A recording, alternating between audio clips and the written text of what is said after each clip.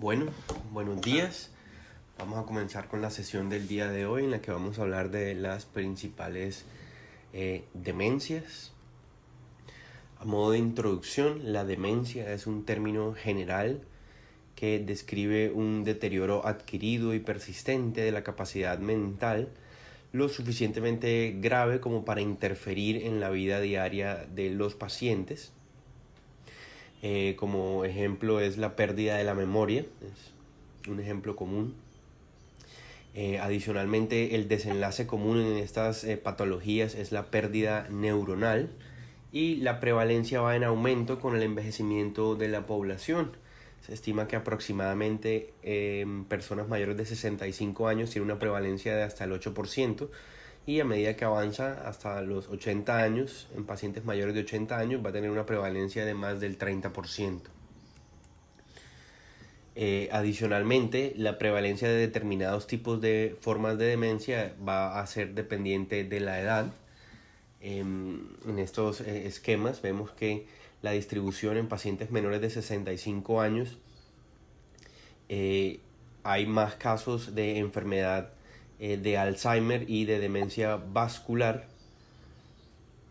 mientras que en mayores de 65 años hay todavía más casos de enfermedad de Alzheimer, representando más del 55% de los casos. Adicionalmente, hay que anotar que muchos pacientes de edad avanzada con enfermedad de Alzheimer también van a coexistir las enfermedades vasculares que contribuyen al estado de demencia.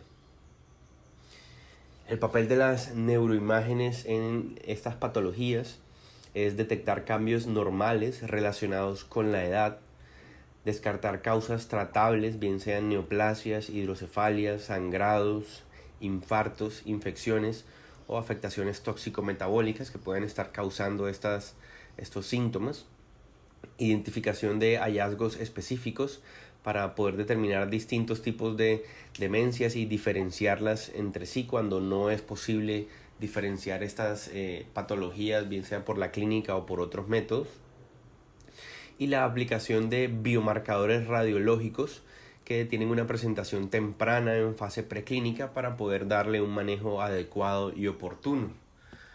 Como ejemplo tenemos aquí el diagrama del curso natural de la enfermedad de Alzheimer, en la que vemos como la evolución de los parámetros biológicos y clínicos en el tiempo en relación a la demencia, y centrémonos principalmente en esta que está resaltada con la línea roja, que es la estructura cortical.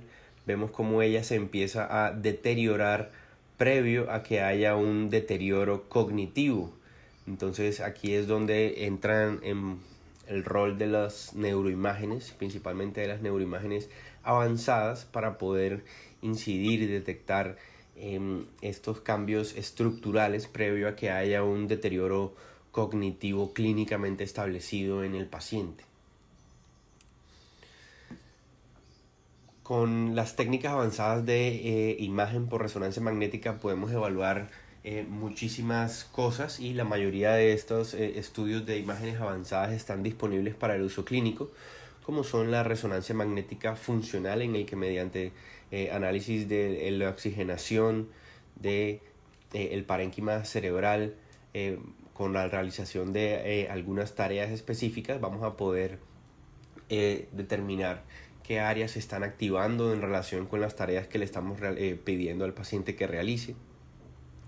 La espectroscopia, en la que podemos analizar el metabolismo y como una biopsia virtual de un pedazo seleccionado del parénquima cerebral. También podemos realizar volumetrías basándonos en las imágenes multiplanares. Podemos realizar perfusión por resonancia magnética con una técnica que se llama Arterial Spin Labeling. Podemos también realizar imágenes de tractografía por tensor de difusión, y podemos analizar también, ayudándonos con el servicio de medicina nuclear, el metabolismo de las diferentes áreas corticales.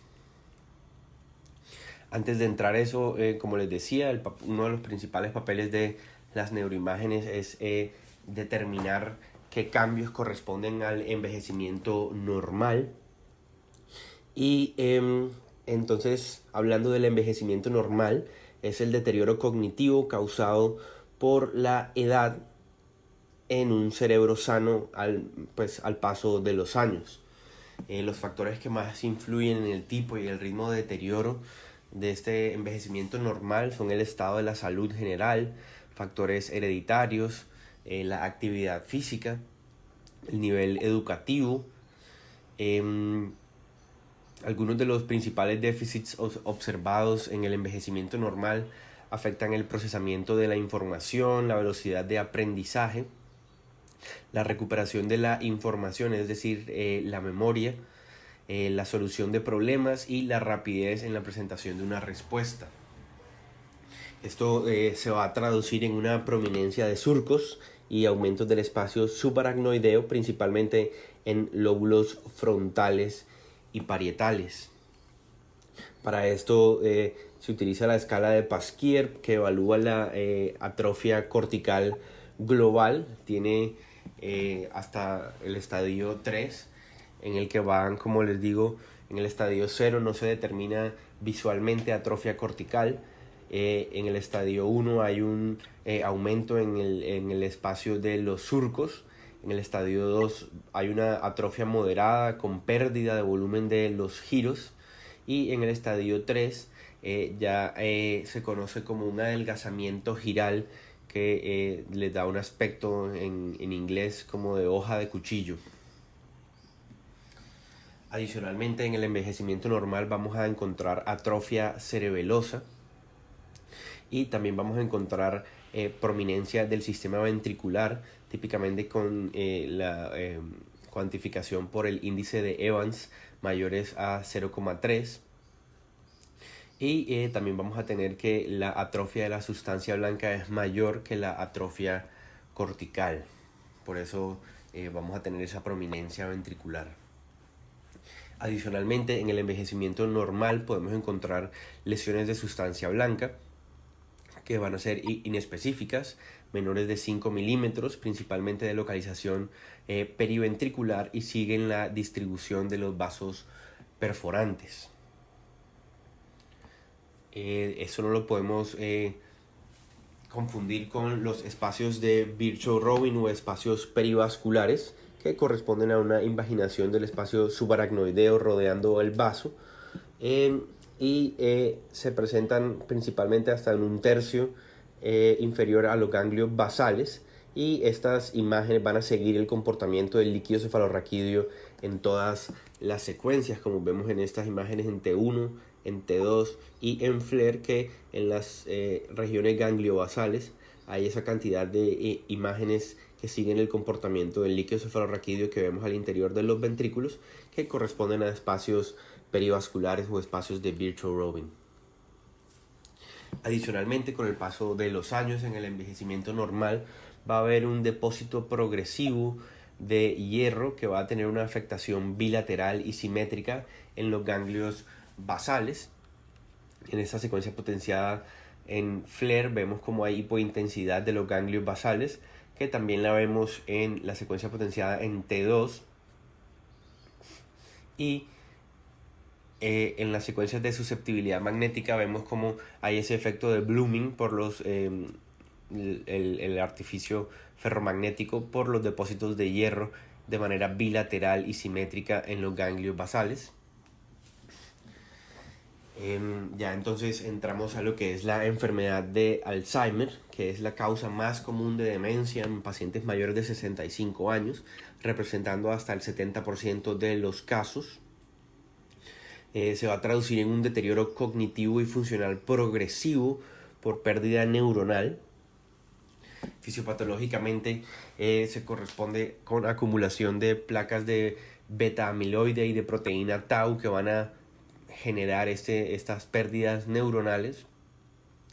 Va a tener un inicio en la afectación en la corteza temporal mesial, específicamente en el hipocampo y la corteza entorrenal, y progresa hacia la neocorteza, Una vez progresa a la neocorteza va a impactar, va a generar déficit cognitivo, va a impactar en el lenguaje, en la atención y en las funciones ejecutivas. Por resonancia magnética, en la parte estructural, como les decía, vamos a ver una atrofia hipocampal y una atrofia del lóbulo parietal, la cual principalmente en la parte hipocampal podemos utilizar la escala de Sheltens, que nos mide la atrofia de esa región mesial o medial del lóbulo temporal, en el que vamos a ver cómo hay un aumento progresivo de la cisura coroidea y del asta temporal del ventrículo lateral en cortes coronales a medida que aumenta la atrofia. Como vemos en las imágenes, en la escala 0 es normal y a medida que va aumentando la atrofia hay un aumento progresivo de esa cisura coroidea y una prominencia de esa asta temporal del ventrículo lateral. Hay que recordar que en pacientes menores de 75 años, cualquier valor en esta escala de Sheltens mayor o igual a 2 es anormal, mientras que en pacientes mayores de 75 años es normal que haya una atrofia hasta el nivel 2, pero siempre que sea más del 3 o en los estadios ya terminales el 4 es siempre anormal. Adicionalmente, en la enfermedad de Alzheimer podemos tener por imágenes avanzadas, podemos realizar una medición no cualitativa sino cuantitativa, en la que por medio de volumetrías basadas en voxel podemos tomar la volumetría del hipocampo utilizando aplicaciones gratuitas que están disponibles en internet, como es el ejemplo FreeSurfer. Aquí en esta imagen podemos ver cómo hay una cuantificación volumétrica de ambos hipocampos, representado en verde en el lado derecho y en rojo en el lado izquierdo. Adicionalmente también podemos hacer volumetrías del lóbulo temporal a partir de las imágenes multiplanares, y vemos en la enfermedad de Alzheimer como hay una pérdida del volumen del hipocampo que es más o menos hasta el 50% del volumen al compararlo con los sujetos normales o con el envejecimiento normal. También en la enfermedad de Alzheimer podemos hacer evaluación metabólica, bien sea por el PET con la fluorodesoxiglucosa o con técnicas de resonancia como son la arterial spin labeling. Vamos a ver hipometabolismo e hipoperfusión en la corteza del cíngulo, principalmente el cíngulo posterior, en la precuña, en el lóbulo temporal posterior y parietal. Vamos a tener un respeto por el lóbulo occipital, principalmente vamos a tener un metabolismo preservado en la corteza visual, en el cíngulo anterior, en los ganglios basales, en el tálamo y en la fosa posterior. También vamos a tener un respeto de la corteza sensoromotora, que es un hallazgo clave en diferentes enfermedades neurodegenerativas avanzadas.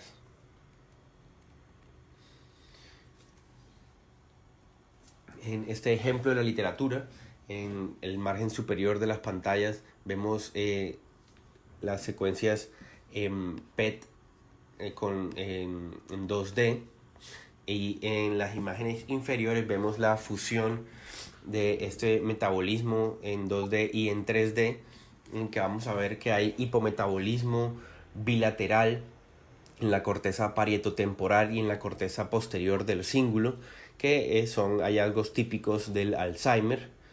También vemos que el giro posterior del cíngulo y la precuña son hipometabólicos, y que hay un metabolismo preservado en la corteza primaria sensoromotora visual y en el cíngulo anterior. Por evaluación de espectroscopia por resonancia magnética, tenemos hasta una sensibilidad del 83% y una especificidad del 65% para la enfermedad de Alzheimer. En estadios tempranos podemos identificar estos cambios por espectroscopia, principalmente en el giro del cíngulo posterior, que como les decía tiene una afectación temprana, y se va a traducir en disminución de los niveles de N-acetilaspartato y disminución correspondiente en la relación de N-acetilaspartato-creatina. Vamos a tener aumentos en las relaciones de mioinositol creatina y aumentos en los niveles de colina. Por imágenes de tractografía en tensor de difusión podemos tener una disminución cuantitativa de la anisotropía fraccional y un aumento en la difusibilidad de la sustancia blanca en el lóbulo temporal, en el esplenio del cuerpo calloso, en el cíngulo posterior y en el fascículo longitudinal superior.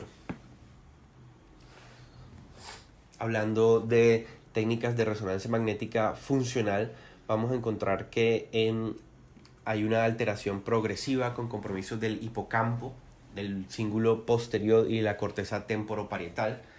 En estas imágenes vemos en un patrón, una persona normal, cómo hay activación funcional del cíngulo anterior y posterior, y vemos como en un paciente quien ya tiene diagnóstico de Alzheimer hay una disminución en esa activación del cíngulo y del hipocampo. Cambiamos a la demencia de origen vascular, que representa la segunda causa de demencias. Va a presentarse como un deterioro escalonado con periodos de recaídas y de estabilidad alternantes. Tiene etiología bien sea de un infarto cortical extenso, puede tener infartos lacunares o micro o macrohemorragias. Para esto se utiliza la escala de Fasecas, en las que podemos tener una valoración cualitativa del número de lesiones de sustancia blanca. En el estadio 0 no hay o hay una sola lesión de sustancia blanca. En Fasecas 1 hay múltiples lesiones puntiformes en la sustancia blanca. En la Fasecas 2 ahí empieza a haber confluencia de las lesiones de sustancia blanca, y en la Fasecas 3 ya son francamente lesiones confluentes de gran tamaño con afectación difusa de la sustancia blanca. En la demencia de origen vascular podemos tener, como les decía, microinfartos o macroinfartos en localizaciones estratégicas, que son pues áreas que son cruciales para la función cognitiva, y que la presencia de infartos en estas localizaciones va a desencadenar trastornos cognitivos, como por ejemplo en el territorio de la arteria cerebral media, un compromiso del lóbulo parietotemporal o de las cortezas de asociación y en el giro angular, en el territorio de la arteria cerebral posterior, los tálamos y el lóbulo temporal medial, las áreas limítrofes con compromiso del lóbulo frontal superior o parietal, y también infartos lacunares con compromiso talámico bilateral. Estos serían pues los sitios de infartos estratégicos que se van a traducir en trastornos cognitivos. Este es un ejemplo de la literatura de un paciente con angiopatía amiloide, en el que a mano derecha de sus pantallas vemos una secuencia axial FLAIR con múltiples hiperintensidades subcorticales en la sustancia blanca, sin evidencia de infartos establecidos, y en las secuencias de susceptibilidad magnética vemos cómo hay múltiples focos hipointensos por efecto de Blooming por productos de degradación de la hemoglobina, compatible pues con el diagnóstico de angiopatía amiloide en esa distribución subcortical. Hablando de la hidrocefalia de presión normal o la hidrocefalia crónica del adulto, es una de las causas potencialmente reversibles de demencia. Más del 50% de los pacientes que presentan esta enfermedad son de origen idiopático. Principalmente se presenta en pacientes entre la sexta y la octava década de la vida. tiene una triada clínica clásica que se da con demencia, ataxia e incontinencia urinaria. Sin embargo, la literatura nos dice que esto solo se presenta hasta en el 30% de los casos. Sin embargo, hasta un 75% de los pacientes con hidrocefalia crónica del adulto o depresión normal van a tener algún tipo de déficit cognitivo. En la hidrocefalia crónica del adulto vamos a ver un abalonamiento de las astas frontales y del tercer ventrículo con unos surcos pequeños, lo que nos va a dar una desproporción ventrículo-sulcal. Y podemos utilizar medidas fáciles como son el índice de Evans, que va a estar aumentado a más de 0,3. También podemos utilizar el ángulo callosal a nivel de la comisura posterior, en el que típicamente va a estar con valores menores de 90 grados en pacientes que tienen esta patología de hidrocefalia crónica del adulto. Mientras que en pacientes que tienen otro tipo de demencia vamos a tener valores de este ángulo callosal mayores de 100 grados, típicamente entre 100 a 120 grados. También en la hidrocefalia crónica del adulto, utilizando secuencias de contraste de fase, podemos ver el flujo del líquido cefalorraquídeo y podemos cuantificar su velocidad. En el margen superior tienen el ejemplo de cómo se mueve el líquido cefalorraquídeo en esta secuencia de contraste de fase, alcanzando velocidades normales de hasta 2 centímetros por segundo, mientras que en el margen inferior de la pantalla vemos cómo hay un aumento anormal en la velocidad de este flujo del líquido cefalorraquídeo, alcanzando valores tan altos como 6 centímetros por segundo. Adicionalmente, esta dilatación del sistema ventricular en la hidrocefalia crónica del adulto también la podemos ver como genera afectación de la sustancia blanca. En las imágenes de tractografía por tensor de difusión vemos como en el lado derecho de las pantallas, en un sujeto sano, cómo es la distribución de esos tractos de sustancia blanca, mientras que en un paciente con hidrocefalia crónica del adulto vemos cómo hay compresión y desplazamiento lateral de los tractos de sustancia blanca periventriculares, con alteraciones correspondientes en sus valores de anisotropía fraccional y difusibilidad. Adicionalmente, también en la volumetría basada en voxel podemos cuantificar de una manera más fiable que realizando el índice de Evans la volumetría cortical. Vemos aquí la comparación entre el volumen ventricular de un sujeto sano a los 80 años y de un sujeto con hidrocefalia crónica del adulto. Vemos como lo que les decía, esa prominencia, ese abalonamiento de las asas frontales de ambos ventrículos laterales y del tercer ventrículo. Adicionalmente, en la hidrocefalia crónica del adulto también podemos hacer volumetrías de toda la corteza cerebral, y vamos a encontrar una disminución de la corteza cerebral al compararlos con sujetos sanos, que va a tener una afectación principalmente de los lóbulos frontales y de los lóbulos temporales. Continuamos con la patología de demencia de cuerpos de Lewy. Representa hasta un 15% de todas las demencias. Es la segunda causa de demencias neurodegenerativas. Se corresponde con un depósito anormal de proteínas neurotóxicas en diferentes localizaciones. La forma clásica va a tener compromiso cortical. Cuando se depositan en la sustancia negra vamos a desarrollar la enfermedad de Parkinson, y cuando hay compromiso tanto de la corteza como de la sustancia negra vamos a tener enfermedad de Parkinson y demencia. Los pacientes con esta patología tienen una triada clásica en la que cursan con excitación cognitiva fluctuante, alucinaciones visuales y parkinsonismo. Es de anotar que los síntomas motores en esta enfermedad preceden al deterioro cognitivo. En la demencia de cuerpos de Lewy podemos hacer estudios de volumetría en los que vamos a encontrar atrofia principalmente insular y atrofia cortical con compromiso frontal, parietal y temporal. Va a haber menor atrofia o menor compromiso del hipocampo al comparar con otras patologías. Sin embargo, en otros estudios avanzados por resonancia magnética, la literatura nos ha demostrado que en esta patología son un poco inespecíficos. Podemos utilizar la tomografía por emisión de positrones y vamos a demostrar hipometabolismo parietal bilateral, temporal posterior y con compromiso del giro singular posterior. En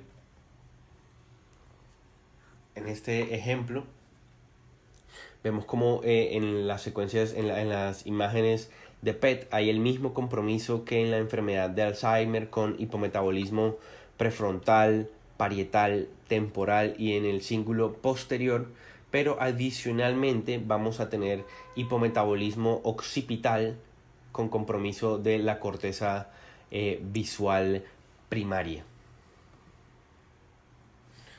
Hablando ya para terminar de la demencia frontotemporal, representa un grupo heterogéneo de enfermedades, hasta el 5%, representando hasta el 5% de todas las demencias. Se presenta entre el quinto y sexta décadas de la vida. El 50% de los pacientes van a tener historia familiar de ese tipo de demencia. Podemos documentar compromiso de lóbulos frontales y temporales. Clínicamente van a tener un comportamiento desinhibido, impulsivo y con deterioro funcional del comportamiento social.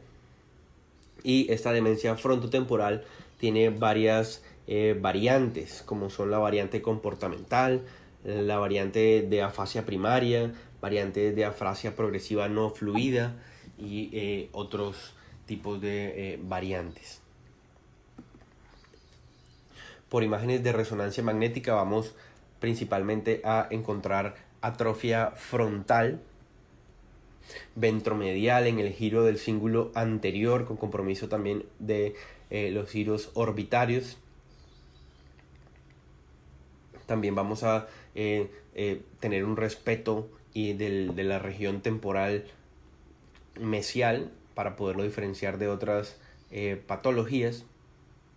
Vamos a tener compromiso, atrofia de la cabeza del núcleo caudado y en muchos de los casos, como es el ejemplo que les traigo, el compromiso es asimétrico. En este ejemplo predomina la atrofia frontal en el lado derecho. En la demencia frontotemporal, las imágenes de PET se caracterizan por hipometabolismo en los lóbulos frontales, como era de esperar, con compromiso del giro singular anterior. Y a diferencia de la enfermedad de Alzheimer, el compromiso de los lóbulos frontales, como les decía, es el predominio anterior, con respeto de los lóbulos temporales. En la demencia frontotemporal podemos hacer evaluación de espectroscopia por resonancia magnética. Vamos a utilizar voxeles, como les decía, ubicados en el lóbulo frontal. Vamos a documentar disminución de los niveles de N-acetilaspartato y de la relación N-acetilaspartato-creatina. Vamos a tener aumento en los niveles de colina, con aumento correspondiente en las relaciones de colina-creatina. También vamos a tener aumentos en los niveles de mioinositol y en algunas ocasiones podemos encontrar picos de lactato. Este es un cuadro de resumen en el que están los puntos claves de las diferentes patologías. En el envejecimiento normal vamos a tener una atrofia cerebral difusa con anormalidades en la sustancia blanca, bien sea por gliosis, espacios perivasculares prominentes y ependimitis granularis, que es hiperintensidad de la sustancia blanca periventricular, principalmente en las astas frontales. Adicionalmente, como les decía, tenemos depósitos de hierro en los ganglios basales. En la enfermedad de Alzheimer, el compromiso es de atrofia principalmente temporal, principalmente del hipocampo. En las secuencias, en la evaluación por tractografía vamos a tener compromiso de las fibras del sistema límbico y del circuito de Papez. Por espectroscopia vamos a tener disminución de N-acetilaspartato y aumentos del mioinositol con compromiso del cíngulo posterior. Por resonancia magnética funcional en la enfermedad de Alzheimer vamos a tener disminución en la activación de la red por defecto en reposo. Por imágenes de PET va a haber hipometabolismo en regiones posteriores de los lóbulos parietales y temporales. En la demencia frontotemporal hay atrofia temporal y frontal anterior y en la región anterior del cuerpo calloso. También va a tener hipometabolismo en estas mismas regiones frontales y temporales.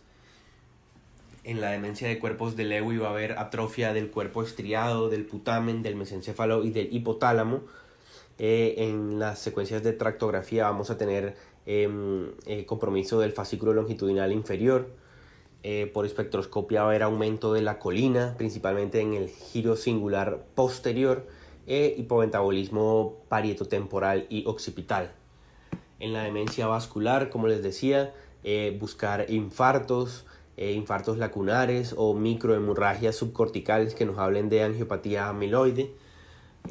Por tractografía va a haber compromiso de los fascículos fronto-occipitales en la rodilla del cuerpo calloso y en el fascículo longitudinal superior, con metabolismo en el PET, córticos subcorticales y en el cerebelo. Y en la hidrocefalia crónica del adulto vamos a encontrar, como les dije, una atrofia cortical, pero que es menor, asociado principalmente a dilatación ventricular. Entonces, como conclusiones de esta revisión de principales demencias, hay que conocer los diferentes patrones de atrofia que se relacionan con cada una de las patologías. Siempre hay que tener una correlación de los hallazgos por imágenes con lo que nos reportan los clínicos. Como les mostré, recordar que no es solo la resonancia magnética estructural, sino todas las técnicas avanzadas que podemos llegar a utilizar para ayudarnos en el diagnóstico de estas imágenes, principalmente enfocado a realizar un diagnóstico temprano. Eso era lo que les traía el día de hoy.